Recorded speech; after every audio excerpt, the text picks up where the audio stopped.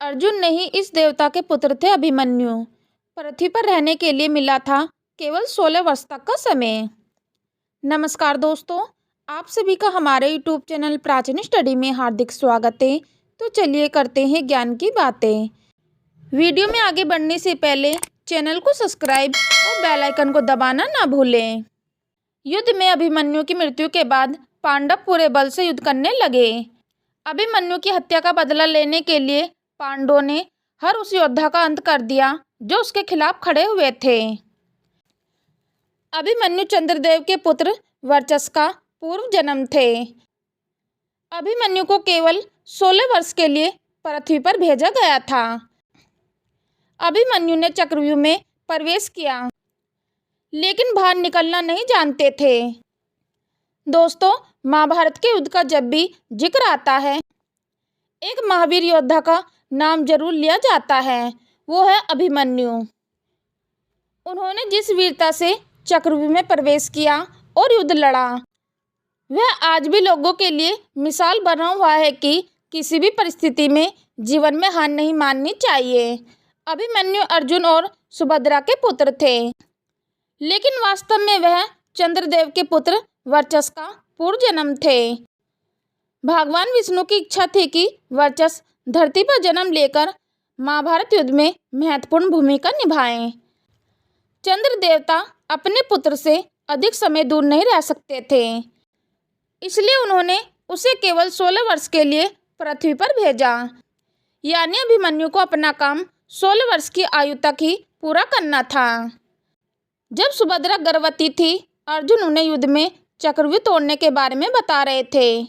अभिमन्यु ने यह बात अपनी मां के गर्भ में ही सुन ली थी, लेकिन दुर्भाग्य से जैसे ही अर्जुन चक्रव्यूह से बाहर निकलने की विधि बताने वाले थे, सुभद्रा सो गई। दोस्तों, इसका नतीजा यह हुआ कि अभिमन्यु को केवल चक्रव्यूह में प्रवेश करने की कला ही मालूम थी, लेकिन उससे बाहर कैसे निकले इस बारे में नहीं पता था। महाभारत युद्ध के 13वें दिन द्रोणाचार्य ने एक रणनीति बनाई। उन्होंने अर्जुन और कृष्ण को युद्ध भूमि के एक दूसरे हिस्से में भेज दिया। दूसरी ओर उन्होंने चक्रव्यूह की रचना की। उस समय कुछ करना जरूरी था। ऐसे में पांडवों ने निर्णय लिया कि अभिमन्यु को चक्रव्यूह में भेज दिया जाए। अभिमन्यु ने मकरव्यूह, करमव्यूह, सर्पव्यूह जैसी संरचनाओं को तोड़ते हुए शानदार तरीके से प्रवेश किया, लेकिन जयद्रथ ने पीछे से रास्ता बंद कर दिया, जिससे पांडव अभिमन्यु के पीछे नहीं जा सके। अभिमन्यु ने चक्रव्यूह के 6 द्वार तो पार कर लिए, लेकिन 7वें द्वार पर वह फंस गए।